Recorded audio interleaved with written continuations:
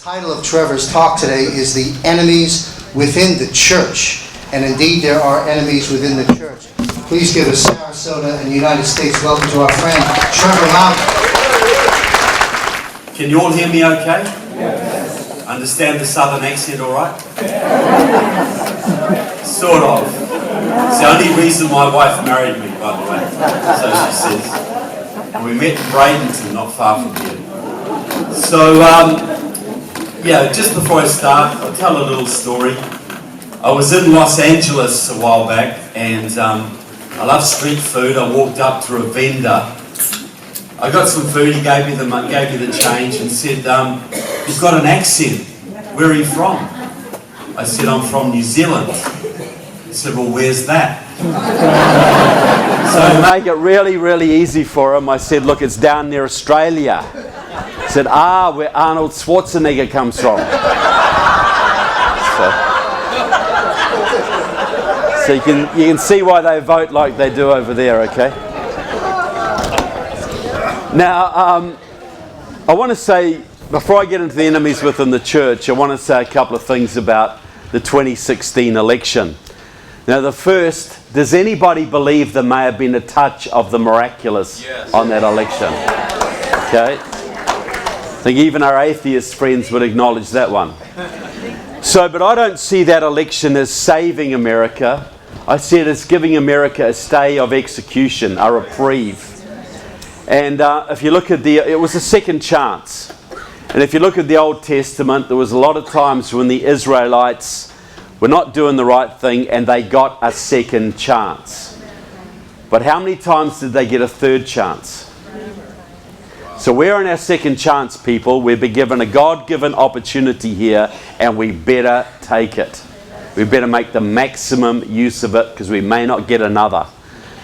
The second thing I'll say about that election, I know a lot of you here are political activists. I know a lot of you are constantly writing out checks, driving lots of miles, door knocking, phone banking, holding meetings with very little thanks for it, for no other motivation that you love your country and you love your children and you want to see it well for them. Well, all of that work, people, all of the things you have done over the years, was it all worth it on election night 2016? Absolutely. And would you do it all over again for the same result? Absolutely, folks. Well, this is the time to prove what you're worth, because the 2020 election is even more important. I love your t-shirts, sir. Even more important than the 2016 one. Now, the third thing I'll say is a little more cynical. The Germans have this wonderful phrase, Schadenfreude, and it means to take pleasure in the pain of others, right? And it's not something you boast about, right? It's not a noble type of thing. But on election night 2016, about 2 o'clock in the morning, where they panned the Democratic Party headquarters in New York, and you saw those little snowflakes bawling their eyes out and hugging each other, did you feel a little bit of Schadenfreude? And you think after 8 years of Obama trashing your country, maybe you deserved it. Well, you did. Okay, don't want to do any product placement here. Now, Tom and others, Kirk Elliott, have talked about the importance of the evangelical vote. And it is incredibly important. It is what elected Reagan. It's what elected Trump. And where would we be without those two presidents? But I tell you, folks, there's a huge danger that in 5 years' time, the evangelical vote will more likely elect a Democrat than a Republican, the way it is going. Now, I want to give a little bit of history. See, if you look at the American Republic, you know, what was different about it? Because every government in the world up to that time worked on a simple formula. God told the king what to tell the people. That's what the king said anyway. I am getting my word directly from God, and I'm telling you what to do, and if you go against me, you're going against God. And that's how the world worked. for thousands of years. Now, the American Republic was founded on the idea that that is a false doctrine, that your rights come directly from God, and you can elect a representative government to defend those rights. And representative government came out of Mosaic law. You know, when Moses was leading the people, you know, through the desert, he was besieged by requests and complaints, and he said, I can't talk to 1,000 people a day. Elect representatives from amongst yourselves, and I'll speak to 10 people a day. So your rights come from God, protected by the Constitution, and you have a representative government to protect those rights. This was a revolutionary concept in world history, folks. Now, do you think that might have offended the dictators of the world? You think this might have upset a few apple carts? Well, ever since that day, people, this republic has had enemies who want to overturn this noble experiment. They want to destroy it. And so we have had enemies against the republic from day one. And all those enemies knew that it was a waste of time trying to destroy America from the outside. So where would you have to do it? The inside. Why do you think your military take that famous oath to defend the Constitution from all enemies, foreign and domestic? And which are more dangerous, people? You know, a soldier over there with a gun pointed at you is bad enough, but somebody wearing a suit and tie in your Congress, trashing your Constitution, that's way more dangerous, folks. So, and that your enemies also understood that the bedrock of America, the bedrock was Christianity. So if you want to destroy America, what are you going to have to destroy? That is the way to do it. Now, the very first communist front set up in America was in 1912, before the Bolshevik Revolution, and it was the Methodist Committee for Social Action. It was aimed at the Methodist Church right from the start. It was done by a man called Harry Ward from Union Theological Seminary. He later joined the Communist Party secretly, and that institution was used to bring socialism and Marxist messages into American Christianity. And it spread like wildfire. In the 1920s and 30s, the Communist Party in this country commanded all of its people who had grown up in churches, whether it was Greek Orthodox, whether it was Roman Catholic, whether it was Armenian or whatever, Protestant, whatever it was, go back into your churches. Use the churches to bring socialism to America. So this was right back from the 1920s. Now we all know, I'm sure there's Catholics in the room today, and the Catholic Church was rock solid against communism for many years. It was the more committed to anti-communism than probably any other church. And they were very confident that they could not be infiltrated, because to become a priest requires a lifetime of celibacy, and they thought no communist was going to do that. So they thought that was our way of keeping ourselves clean. Now, some of you may have heard of a woman called Bella Dodd. She was a Catholic, became a communist, worked in the Teachers Union in New York in the 1930s, and went back to the church and testified before Congress about her work. Because what she said was this: she personally helped to recruit 1,100 young communists for the Catholic priesthood. And many of them were homosexual. So they didn't really worry about the vow of celibacy. So you got a double whammy in the church. You got an influx of Marxists and an influx of gays, and that has impacted in all sorts of ways upon the Catholic Church. You know, that's where you get both those big problems from, the socialist problem and the pedophile problem. They all came in together. And by the time you had Vatican II in 1962 or whatever it was, the big liberal push in the church, a lot of those communists were by then bishops or cardinals or high-ranking church clergy. So in Latin America, the Catholics were still the bulwark against communism.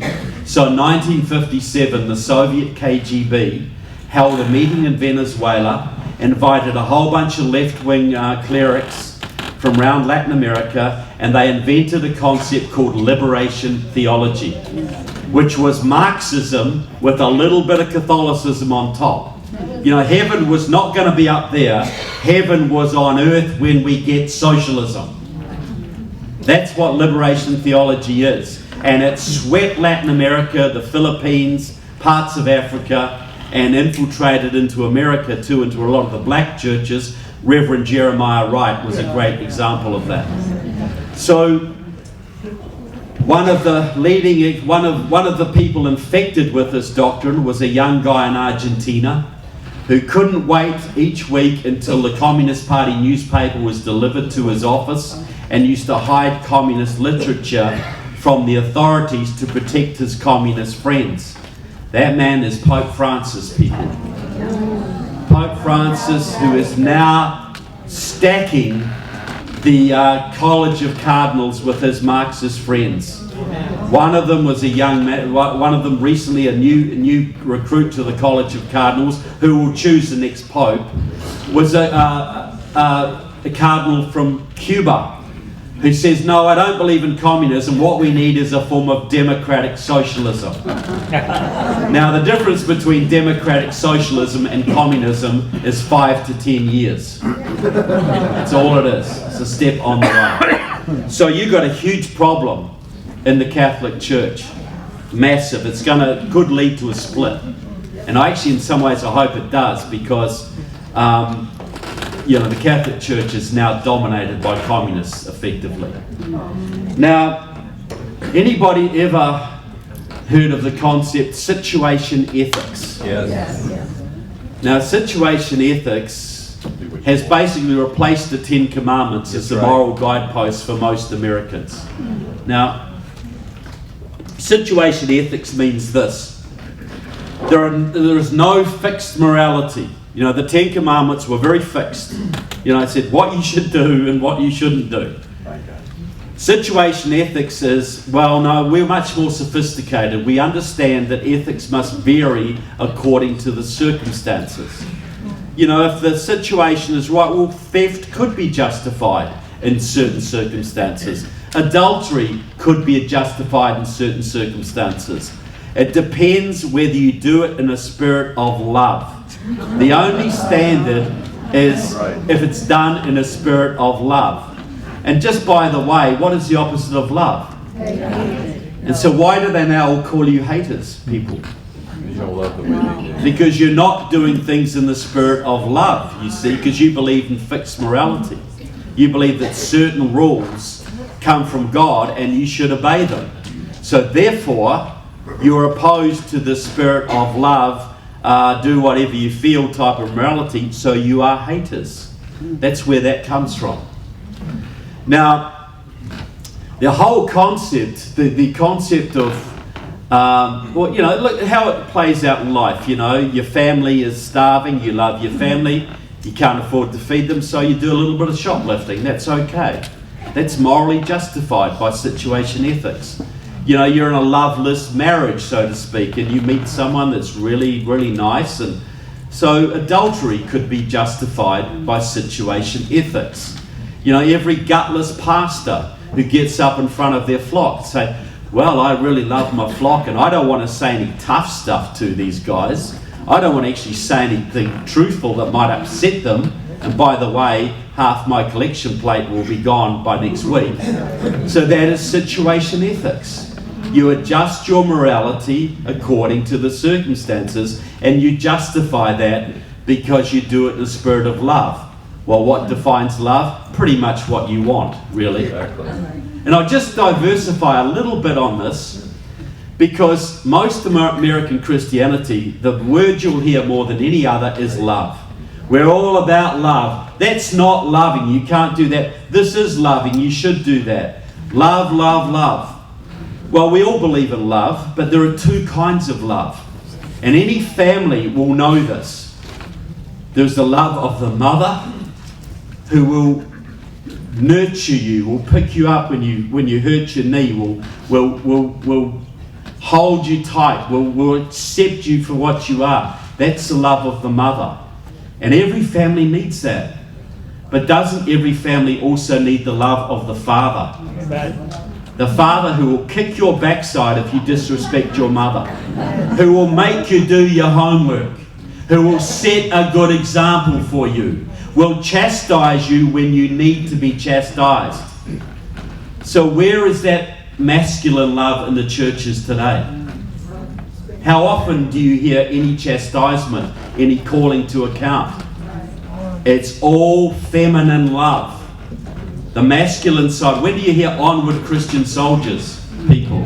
When do you hear the Battle Hymn of the Republic in your church? It's all some, soppy, soppy, soppy, when's the last time you went to, when you're a kid, you go to church and you come out cringing because the pastor would be saying all sorts of things about, sin, redemption, and maybe you're not measuring up. It's a bracing experience. It's like a cold shower, a spiritual cleansing. Well, you go into a lot of churches today, you'll never ever hear a sermon like that now. Ever. It's all about love and acceptance. Well, there's got to be both. I'll tell you the most loving story I heard recently. He's a top general. He was a guy who was in the Delta Force. And a few years ago, he had a young son, about 16 years old, who was just into marijuana like you wouldn't believe. Just wouldn't stop smoking dope. And Mum says, we can't kick him out of the house. We got to just get him through this. We've got to love him. We've got to love him. And the father went along with that. But his patience came to an end. One day he got his son in the back of the car and says, right, we're going down to the mall. Took him down to the mall and dropped him off. This is where you're living, son. Until you learn to love this family more than you love marijuana, stay away. Amen. Yeah. 6 days later, he turned up on the doorstep and said, I'm never going to smoke that crap again. Can I come home? Amen. Yeah. Love it. Which was more loving, people? Exactly. And that's masculine love, and that's almost gone from the churches. Now, go back to situation ethics, because this came in the 60s, and it was perfectly timed, because that was the time Dr. Spock, the Marxist, had been telling all the families, let your kids run wild, don't discipline them, just be their friend and let them do whatever they like. And you also had the Marcuse generation, the Frankfurt School, or the communists who came to America during the Nazi era, set up at Columbia University and Berkeley, and they gave you the free love generation of the 60s and political correctness. All came together. So this came out of a book called Situation Ethics, written by a man called Joseph Fletcher, the most influential Protestant theologian, American Protestant theologian of the 20th century. Widely regarded, this book, Situation Ethics, took American Christianity by storm and changed American society forever. The old way morality was gone. The new way is situation ethics. Do it in the spirit of love and it's okay. And it all came together in a perfect storm. Now, Joseph Fletcher, after he wrote his book, he was a professor at the Episcopalian Theology School in Boston, also at Harvard. He wrote the book. After that, he left the church, proclaimed himself an atheist, and advocated for post-birth abortion for retarded children up to 9 years old. But you go back. In the 1930s, Joseph Fletcher was actively involved in the Southern Sharecroppers Union, a Communist Party front. He was actively involved in several communist groups in Cincinnati, Ohio. He went to Harvard, where he was involved in the Soviet-run World Peace Council and several other major communist front groups. A man called Herb Philbrick, who infiltrated the Communist Party for the FBI, testified before Congress that Joseph Fletcher was an active supporter of the Communist Party USA for several years in Boston. He was, by the way, he helped Margaret Sanger to set up Planned Parenthood. That will shock and surprise you, no doubt. So Joseph Fletcher, the man who changed America's morals, was a hardcore Marxist-Leninist. He was never a Christian, but he used the church to promote the Marxist message, and he transformed American Christianity and American society. Completely transformed it. And we're still feeling the impacts of it today. So, you know, so you got the Catholics in huge trouble. The mainstream Protestant churches are mostly affiliated to the National Council of Churches, which is affiliated to the World Council of Churches, which is run by the Russian Orthodox Church, which is run by the KGB. Still is, has been for decades, and still is right now. The Orthodox Church, the Russian Orthodox Church in this country for a long time, they broke away from the Moscow Patriarchy, the sort of Vatican of the Orthodox Church, because they understood it was run by the KGB. But since 2007, with communism gone, so they suspect, they reunited with the Moscow Patriarchy, so the American Russian Orthodox Church is effectively run out of the KGB. And so you have a huge communist influence in almost all of the mainstream churches in this country. Now, I'm not saying the church you go to is like this. It often depends on the local pastor. But the main denominations are all heavily influenced by socialism and Marxism. All of them. So that leaves the evangelicals and the Baptists. And for a long time, they have been the most straight up, Bible-believing, Orthodox Christians, and that has tended to reflect in their politics. You know, it was the evangelicals who elected Ronald Reagan. It was the evangelicals who elected Donald Trump. So do you think that might offend the left a little bit? You think the left might be pretty annoyed at the evangelicals and the Baptists? So do you think they're going to do all this work for the revolution, all this work to tip America to the left, all this work to elect Obama and all these communists, and then the evangelicals go and screw it all up for them? You think they're going to take that lightly? So, you've had a massive push in the last 5 years, more than that, but really accelerated in the last 5 years, to tip the evangelicals to the left. Now, one of the main this has come largely through the seeker-friendly movement. You know, you got people like Rick Warren out in California, Obama's favourite pastor. And the lesson they learned, though, this is the lesson they learned. When the communists infiltrated the mainstream Protestant churches, they tried to preach Marxism with a little bit of Christianity. And it drove a lot of people out of those churches into the evangelical movement or out of Christianity in total. So now it's much more sophisticated. These people are preaching 90% gospel and 10% Marxism. You know, so you can go to one of Rick Warren's churches service and hear a great sermon, but then you'll hear about refugee resettlement. You hear a little bit about ending global warming and how one must be a global citizen. So you got all these evangelical, conservative Republicans in Orange County going to Rick Warren's churches and thinking he's one of them. You know, the man was in SDS, Students for a Democratic Society, a Marxist group, before he ever became a prominent Christian. You know, a big man with the United Nations, member of the Council on Foreign Relations, all these subversive groups, but he's got thousands of American Christians thinking he's just wonderful. Now, who's ever heard of Tim Keller and the Gospel Coalition? Many of you have probably read Tim Keller's books. He's very popular. One of the most prominent Christians in the country in evangelical circles, runs a very big church in New York City, which should be a red flag to you, by the way.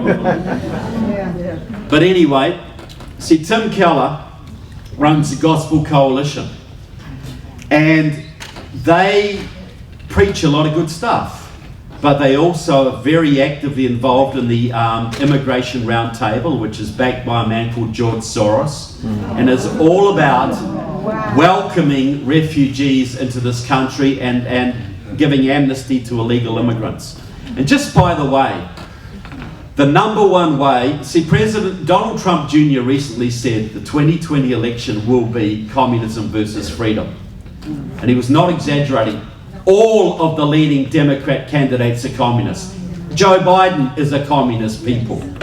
Elizabeth Warren is a communist. Pete Buttigieg is a communist. Kamala Harris, Elizabeth Warren, every one of them are Marxists. And I can give you chapter and verse and their backgrounds. But the way they want to do this, the way they want to destroy you and take it out of your grasp is real simple. Simple math. Mitt Romney lost his election by 2.5 million votes, right? 2012. Donald Trump won his election by about 200,000 votes nationwide, and thanks to the wisdom of your founding fathers and the Electoral College, but he lost the popular vote by 3 million. According to MIT, Massachusetts Institute of Technology, there are 22 million illegals in the country right now. Other figures I've seen put it more like 40 million. We'll go with 22. Hillary Clinton promised to legalize every single illegal immigrant in the country and give them citizenship and voting rights within 100 days of taking office. What proportion of those 22 million people do you think would become Democrat voters, folks? 100%. 80%. Let's just go conservative, say 80%. That would be 15 or 16 million Democratic voters overnight, people. You would lose Florida, North Carolina, Georgia, Arizona, and Texas, probably Texas, overnight.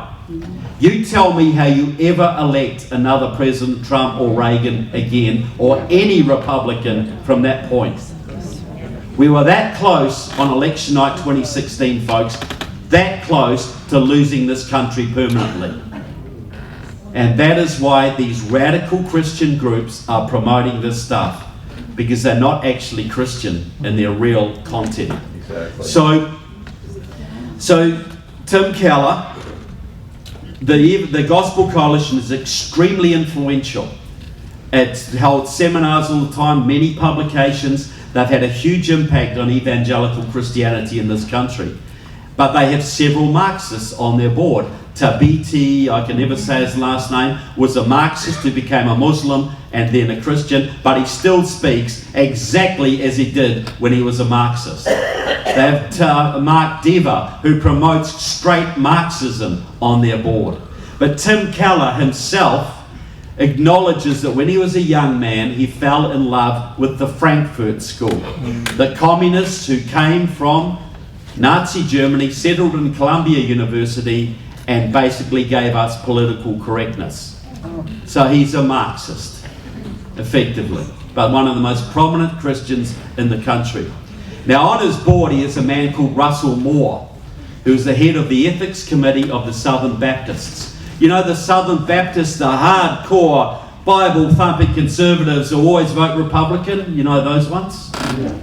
Well, the Southern Baptists, under J.D. Greer, the new president, who is very left, and Tim Keller, at their recent convention in Alabama, they voted to adopt critical race theory as part of their church toolbox, they would call it. Now, that came from a man called Walter Strickland, who serves at Southeastern Baptist, which is riddled with Marxists now. And Walter Strickland is a big fan of a man, the man who invented critical race theory, a big fan of a man called James Cone, who used to write books like The Black Church and Marxism. What do they have to offer each other? He went down to Cuba in 1982 to meet with Fidel Castro, and he took a very prominent man with him, a man called Jeremiah Wright. Okay? So critical race theory means this. See, you're all racists, all of you. Well, unless there's any people of colour in the room. Because if you're white, you're automatically racist. Because racism is not a personal failing. Racism is the class structure of society. A black person cannot be racist under critical race theory, nor can an Asian or an Indian, because Racism is only if you are part of the dominant culture. And the dominant culture has to be overthrown by the subculture. Just like capitalism has to be overthrown by the working class. So it is straight Marxism. To end racism, you have to end white, homophobic, sexist capitalism. White, racist capitalism has to be overthrown. That's now part of the Baptist toolbox, people. This is where you get white privilege from. If you're white, you're automatically privileged. You might be living on food stamps, and you might be next to the black football player who's on $5 million a year, but you're more privileged than he is, right? So it just means you're part of the white dominant culture. And to end racism, which is the big sin now, the white capitalist system has to be overthrown. And this is now part of the Southern Baptist people. Through Russell Moore and his left-wing influence in the Southern Baptist, J.D. Greer and others who are following this garbage. I'll give you an example how this works. There's a church in North Carolina. A friend of mine had a friend went to this church, and the pastor was all fired up with critical race theory, ending white privilege. Racism was the major sin of the world. And he noticed there were two families in the congregation. One was black and one was white, but they both had the same surname. So clearly, the white family must have once enslaved the black family. So he demanded that the white family apologize to the black family for their sin of slavery. Well, the white family said, hey guys, we never had slaves, it's not in our family, and even if we did, we're Christians, we're accountable for our sin, not somebody else's sin. We're not accountable for the sin of some imaginary grandfather 200 years ago. And they refused. And that split the church. The pastor wouldn't relent. That church no longer exists. Good. But that is the kind of thing that's been taught. And I'll give you one more example. We're doing a movie. It's called Enemies Within the Church. We're sort of halfway through it. And we have a scene in there. There's a woman called Michelle Higgins, a young black pastor from St. Louis, Missouri. And she's the keynote speaker at a conference for young evangelicals in the Midwest. And most of these kids are white because it is the Midwest. And she gets up in front of them and says, the thing that God wants you to do more than anything else is to end white privilege. This is the 11th commandment, apparently, that got missed off. And she goes on and on about ending white privilege. This is what God wants you to do. So these young evangelicals are all fired up. This is our mission. This is what God wants us to do. We've got to get out there and, end white privilege. And, we've got to humble ourselves, and we've got to give away our wealth and support affirmative action and, all this kind of stuff. This is their mission from God. Well, none of them were told that Michelle Higgins was a member of the Organization of Black Struggle, which is a front for the Freedom Road Socialist Organization, a pro-Chinese communist group that is the parent of Black Lives Matter. They were being taught straight Marxism, people, and thinking it was the word of God.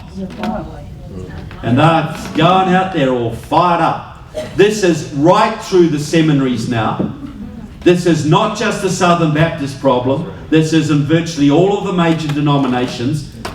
It's filtering right down. The reason I was commissioned to do this is I worked with Judd Saul, my director out of Iowa, and we did that movie, Enemies Within, about the Marxist and Islamist infiltration of your government. And please get a copy. Take it to your church. If you want to get people registered to vote, take that to your church. But anyway, Judd went to what was a conservative evangelical church in Iowa, and they got a new pastor, and they're talking about, ending white privilege and social justice, and he's thinking, this isn't the Christianity I'm accustomed to. Yeah, exactly. And he challenged the church authorities about it, and he got told to pound sand. Exactly. Just ignored. And he started looking, so he commissioned me to investigate the Marxist infiltration of the churches. And I knew about the Catholics, I knew about the mainstream Protestants, but I was shocked at what I found in the evangelicals and the Baptist people. Yeah. Absolutely shocked. And it's deep. And, you know, Tom and the others have said, you know, we've got to get the evangelicals to vote, and absolutely we do, but in 5 years we might be going out there telling them not to vote, people. Because that's the way they're going. One of the arguments the Gospel Coalition uses, this is one of their arguments. Don't get hung up about the Democrats and abortion, right? You know, you don't vote Democrat because they're pro-abortion, but don't get hung up on that single issue. Be open to the Democrats, because if the Democrats get in and adopt all their big social programs and give money to the poor, there'll be less need for abortion. So voting Democrat could actually reduce abortion. This is the kind of argument they are using to neutralise. They're not telling them go out and vote Democrat right now. First of all, they're saying the Republicans are racist, so that's a bad thing. And that you've got to be a little more open to the Democrats, because don't get hung up on abortion, because, you know, we can actually reduce abortion by voting Democrat. This is the kind of argument that is being pushed in the Baptist and evangelical churches right now. Right now, folks. And if we lose American Christianity and the evangelical movement, we can kiss America goodbye. We really can. Our voting base is gone. Whether you're atheist, Jewish, whatever you are, you should care about what's happening to American Christianity, because it's going to impact every single one of us. You know, Andrew Breitbart used to say, you know, a great late journalist, you know, politics is downstream from culture. The culture shapes the politics. Well, yeah, but culture is downstream from religion. The religion shapes the culture shapes the politics. Now you think in your lifetimes, you know, how things have changed. Now, back in 1955, Lyndon Johnson, who had Marxists all around him, put through a thing called the Johnson Amendment, a change to the tax code, which told Christians they basically couldn't endorse candidates or they'd lose their tax-free status. Now, about 8 years after that, they took prayer out of schools. Another 9 years after that, we got Roe v. Wade. Do you think either of those two things would have passed if they hadn't bought off the Christians first? You think there might have been a little bit of a plan there? And now, as we've been told, they've got the Equality Act coming up, which is already passed the Democrat Congress. And they've actually got some Republicans supporting this, people. House Bill 5. House Bill 5, which would basically mean the end of Christianity in America as we know it. Because it would put the LGBT agenda ahead of religious liberty. So you're in a little church out in Iowa, and you're very conservative, and a couple of gay guys turn up on your doorstep and say, look, we'd love to get married in your church. And you say, well, sorry, look, that's not our doctrine. We believe marriage is between a man and a woman. We think that's biblical. You'll need to go away. And then you'll get hit with a $5 million lawsuit, civil rights lawsuit from the Department of Justice, and you either buckle or you lose your church. And what do you think most pastors are going to do, folks? Buckle. Most of them are going to buckle, which is it's like you go back to the Nazi era. You know, why did we get World War II? Because when Hitler took over, there was only one force in Germany that had the numbers and the moral authority to stop him, and that was the German churches. But they've been so infected with pietism, which means keep out of civic affairs, you know, just keep out of no civic responsibilities whatsoever. So infected with it, they decided to go along with the Nazis. They became Nazi churches. They put swastikas in their churches. They turned a blind eye to what they heard. And that cowardice by the German churches led directly to World War II, the slaughter of 6 million Jews, the death of 20 million people, including many, many young American boys who had to go and sort the mess out. All because of the cowardice of the German churches. And where are the churches today on the great moral issues of this nation, folks? They're pretty much absent. They're out of it, with some very noble and notable exceptions. But this is what's happened. They've been dumbed down. The Christian message has been watered down in most churches. Most churches are more entertainment centres than churches. You know, you go along, you give some money, you listen to some rock music, you drink some coffee, and you tell them you love Jesus and he loves you, and that's pretty much your Christian duty for the week. Right? And that's a huge swath of American Christianity now. These are not the people who would die for their faith, folks. These are not the people who'd put everything on the line for what they would believe. But they think they're okay, they're all saved, and everything's all right. They can smoke dope all week. As long as they go to church on Sunday, everything's good. So, does anybody think I'm painting an exaggerated picture of the state of American Christianity? Or the consequences of this being allowed to continue? So we need both a spiritual revival in this country and we need a political revival, and the two are very interrelated. As we know, the Christians have the numbers in this country to transform the country, but they've been deliberately kept out of politics, or they have been twisted in such a way they're more of a menace than a help. And so, if America's to be turned around, the churches need to be turned around. That has to happen. There has to be another great awakening. And that's why we're doing our movie, because at least it will draw a line in the sand so people know what the difference is. You know, a lot of people, they become Christians, they go to the nearest church, and they think, yeah, this is Christianity, it's all of that. I'll go and help the refugees this week. I'm going to march for global warming. I'm going to do this. I'm going to do that. They have no idea of what the real message should be. They don't hear anything about sin or redemption. They don't hear anything about hell or any of the hard stuff. It's all the soft, soapy side of so-called Christianity. And Christianity should be the whole package, should it not? You don't take half the Bible and say, this is the message. You know, there's a negative, there's a tough side, and in the Bible there's the feminine love, and there's certainly the masculine love in there, people. There's certainly a call to judgment in there. But that's largely been filtered out. So just on the political front, I just want to say a couple of things, because this all feeds together. You know, we are facing pure Marxism in the next election. We lose the next election, they're going to legalise every single illegal immigrant. They're going to ramp up refugee resettlement for the Middle East, and one of the leading 5 communists now running will be your president. And they will finish the job that Obama started. They're not going to allow a Trump breakout to happen again. That was a big mistake on their part, folks, and they regret it deeply. But you think about this, so I'm urging you, get into it. You're in the I-4 corridor, the most critical part of the most critical state of the Union. I'm not trying to put a big responsibility trip on you, but the future of Western civilization and Christianity depends on you. Okay?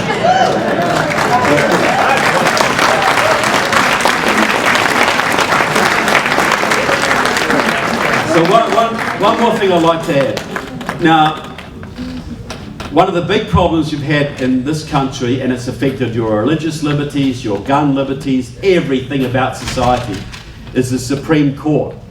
Now, President Trump's put a whole bunch of people into the lower circuits. The Ninth Circuit is now almost conservative. Almost, right?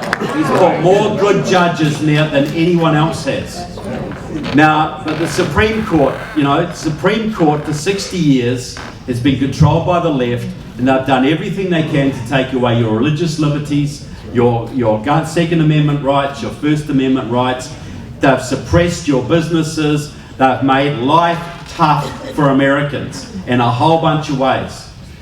And they make a bad decision, they call that precedent. They make another bad decision, they pile that on top. Now, 70% of what your federal government does is probably unconstitutional.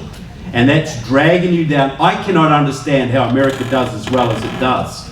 with the amount of regulation and garbage that's piled on you from the federal government. So now we have a 5-4 majority in the Supreme Court, thanks to President Trump. Now I know that Roberts is a flake, we all know that, but he does vote our way more than he doesn't. And President Trump got money for the wall recently. We've had the Janus decision and several other very good decisions. And the left is freaking out about this, folks. They're absolutely worried. So, now when President Trump gets elected again, that's going to be 6 years away. And as we said before, Ruth Bader Ginsburg's getting pretty old, folks. And her health is not great. And she has publicly said she would love to go and retire in New Zealand.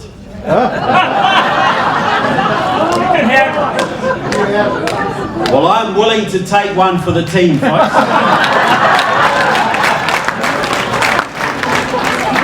I'll suck it up.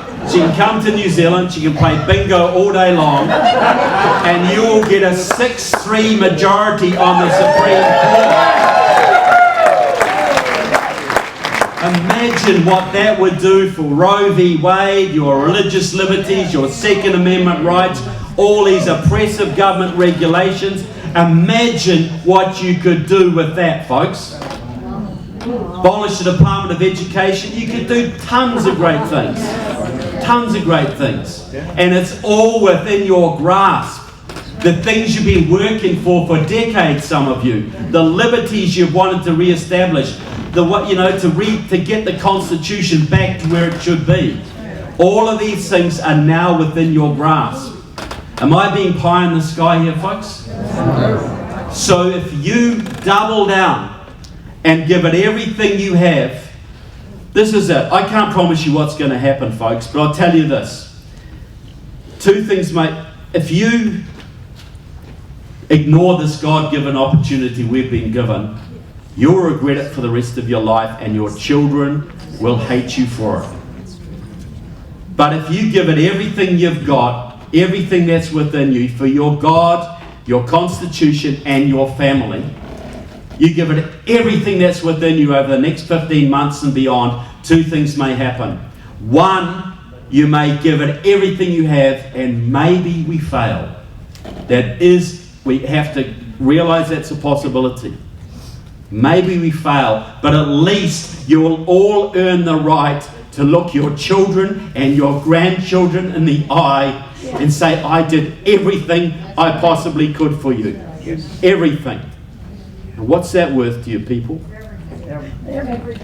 And if you win, and you absolutely can win this, because that 2016 election convinced me that God is not finished with this country yet, folks.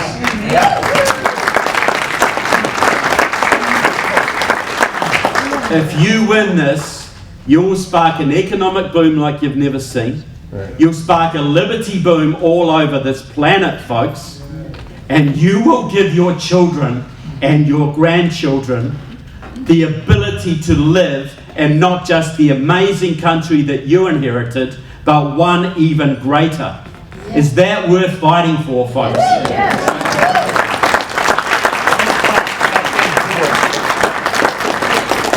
So I say to you people, thank you so much for what you do for America and Florida and my country. God bless America, and God bless Florida, and God bless you all. Thank you.